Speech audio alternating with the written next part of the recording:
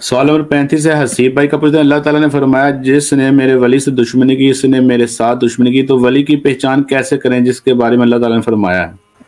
جی حسیب بھائی ہیں، السلام علیکم ورحمۃ اللہ وبرکاتہ۔ جی السلام علیکم۔ وعلیکم السلام ورحمۃ اللہ وبرکاتہ۔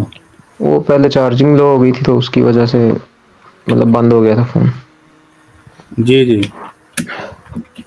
اچھا وہ مائک میرا نیچے ہے تو ہینڈ فری نہیں ہے، تو اس کی وجہ سے میں کیمرہ بند کر کے قریب ہو کے بول۔ نہیں آواز ٹھیک ہے آپ کی، جی جی بتائیں سوال، آواز ٹھیک ہے آپ کی، سوال بتائیں۔ اچھا سوال تھا میرا کہ ایک حدیث ہے کہ جس میں لکھا ہوا ہے وہ جو میرے ولی سے دشمنی مطلب آپ صلی اللہ علیہ وسلم نے فرمایا کہ اللہ تعالیٰ فرماتا ہے کہ جس نے میرے ولی سے دشمنی کی اس نے میرے سے دشمنی کی، وہ جو اس میں ہاتھ بن جاتا ہوں پاؤں بن جاتا ہوں وہ والی حدیث۔ اچھا ایک تو اس میں تو کلیئر ہو گیا کنسیپٹ جو علی بھائی نے بتایا تھا، اس میں ہم نے اندازہ کیسے لگانا ہے کہ فلاں بندہ وہ اللہ کے قریب ولی ہے تو اس سے دشمنی نہیں کرنی یا اس کے ساتھ کوئی سخت کلامی نہیں کرنی، یہ اندازہ ہم کیسے لگا پائیں گے؟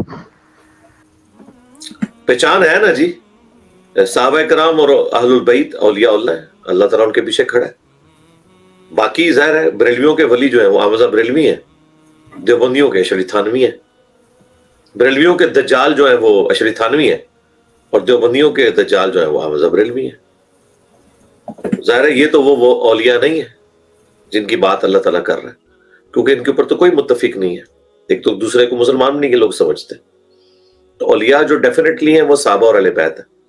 ان کے بعد ہمارا حسن ظن ہے امام بخاری، امام مسلم، امام حنیفہ، امام شافعی، یہ لوگ اولیاء اللہ میں سے ہیں۔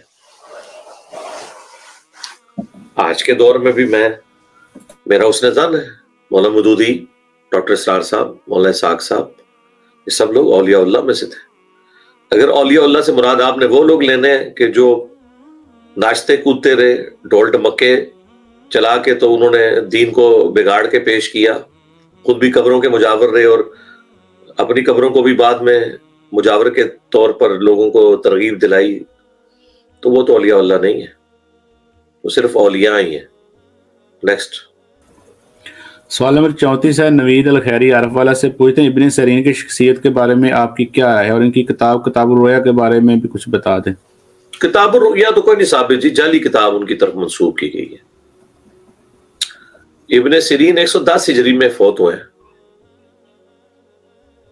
اور یہ جو وہ ملکہ زبیدہ کے حوالے سے جو ہارون رشید کی تھی بیوی، اس کے حوالے سے جو بیان کر رہے تھے، تو ہارون رشید تو بہت بعد میں ہے، ابن سیرین تو 110 ہجری میں فوت ہو چکے تھے، انہوں نے کہاں سے تعبیر بتانی تھی آ کے ان کو۔ جی نیکسٹ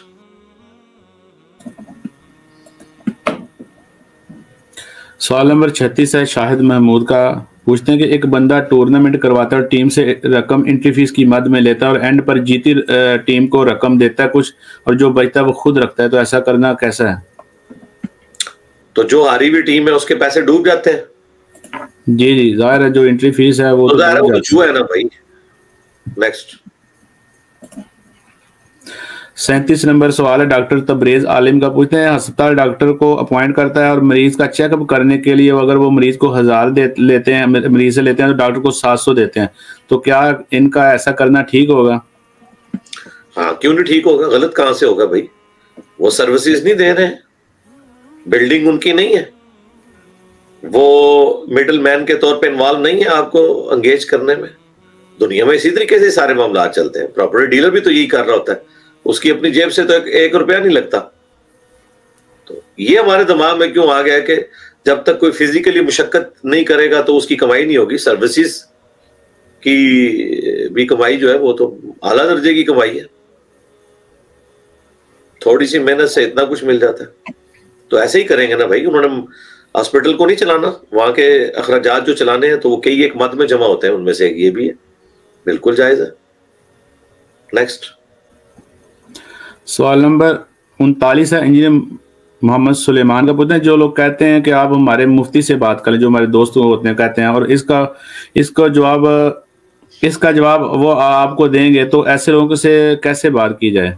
ان کو کہ اپنے مفتی کو نا دوسرے فرقے کے مفتی کے پاس لے جائیں، ہم وہاں پہ نا آڈینس کے طور پہ تماشائی بنیں گے، یعنی بریلیوں کا مفتی دیوبندیوں کے مفتی کے ساتھ بیٹھے اور المحنت کے عقیدوں پہ، حسام الرحمین کی عبارتوں پہ آپس میں بات کرے، ہم تماشائی بن کے اس میں سے لرن کریں گے.